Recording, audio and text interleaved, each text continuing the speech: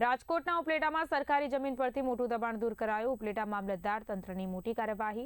ગણોદ ગામના વાડી વિસ્તારમાં બુલડોઝર ફેરવાયું. 5 બુલડોઝર અને 5 રોટાવેટર સાથે તંત્રના ધામા. સર્વે નંબર 784ની સરકારી જમીન પર 31 દબાણકારોનો કબજો. નોટિસ થતા જમીન ખાલી ન કરતા કાર્યવાહી કરાઈ છે. ધોરાજી નાયબ કલેક્ટર, રેવન્યુ અને પોલીસ સ્ટાફ હાજર. ઘઉંનું વાવેતર કરેલ જમીન પર રોટાવેટર ફેરવાયું છે. 300 વીઘા કરતા વધુ જમીન મુક્ત અંદાજે 17 કરોડથી વધુની કિંમતની જમીન ખાલી કરવામાં આવી છે. દબાણકારોને ₹4,42,030નો દંડ ફટકારવામાં આવ્યો છે.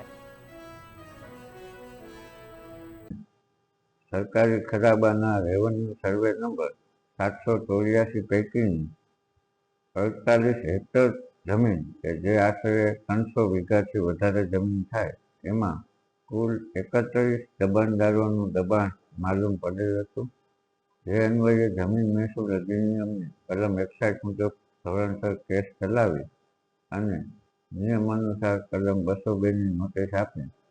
તેમ છતાં આ દબાણ દૂર કરવામાં ન આવતા આજરોજ 5 જેસીબી મશીન અને 5 રોટાવેટર મશીનથી આ દબાણો દૂર કરવામાં આવેલ છે. આ દબાણોમાં ખેતી વિષયક દબાણ હતા, ઉપરાંત વાડા કરવામાં આવેલ હતા અને